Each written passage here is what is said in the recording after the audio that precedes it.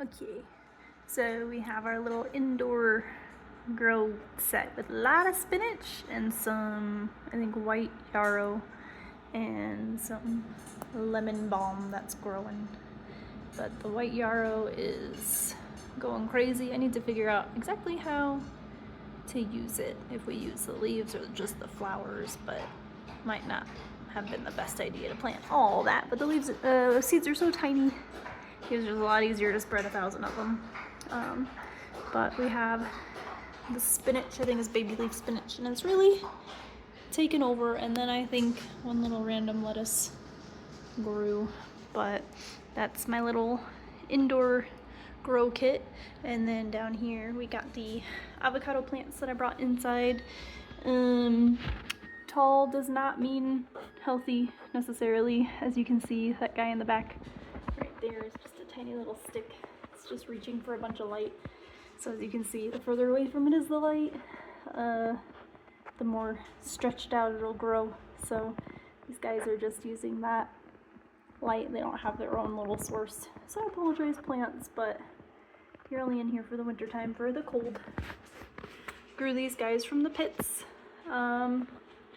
So I attempted to, on this guy here, I attempted to cut the top and have it branch and grow, but looks like only one branch decided to grow. And it looks like this one, the same thing happened. It didn't split, just the stronger one took over. So that's interesting. But yeah, the bottom is getting pretty thick and strong, so that's cool. I'm mostly feeding them with used coffee grounds because I have a bunch of those, and still waiting to harvest the vermicompost.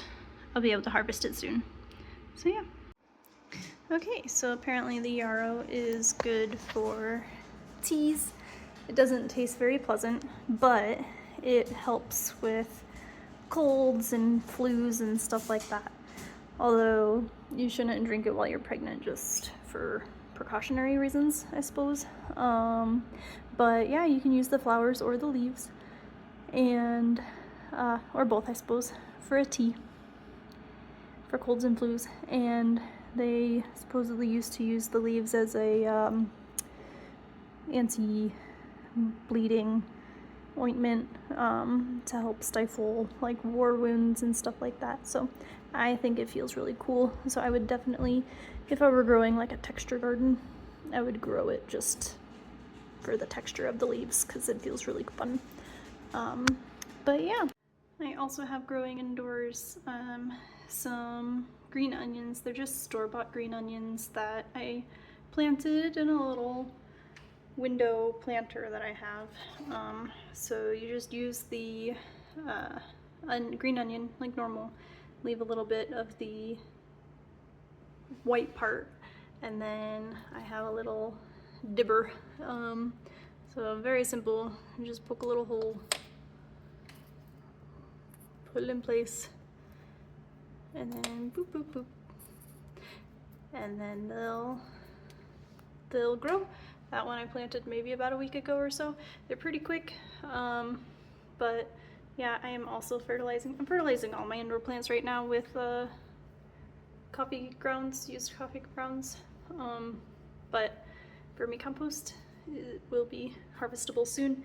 I could harvest some now, but sorting it would be more of a hassle than it's worth at the moment. So, and here's a little update on my vermicompost bin. I put this in here even though, you know, probably not quite supposed to, but that's okay. It's funny because I put some lettuce, just iceberg lettuce in, and it's trying to grow new leaves awkwardly, so I think that's funny. Ooh, that's a nice big long worm that whenever they first came they were super tiny, but now they're all big. Oh, and a little baby on top of it too. So yep, definitely thriving worms. I will say I would make some changes to this bin. I would probably just put it inside of a larger bin like I had previously, just to prevent like fungus gnats and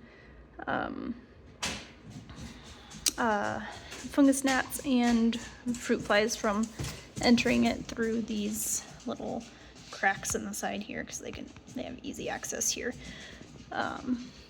And it definitely became infested at a certain point, but the cold kind of killed it out. Plus I think I starved them out, but I think the cold really helped. But yeah, I could definitely harvest some of this at this moment. I just haven't yet, I guess. So yeah. This is the second layer, so I definitely would not start off with all 3 layers going at once, because they moved faster than I wanted them to. So I would probably actually start off with just 1 layer, and they do make it into the bottom bin, so every now and again I move them back up to the top bin, just so they have more numbers up there. And I want to harvest the top bin first, but I've been emptying out the second bin. That's why there's not very much material, but you can see how much they already broke down, just what is left.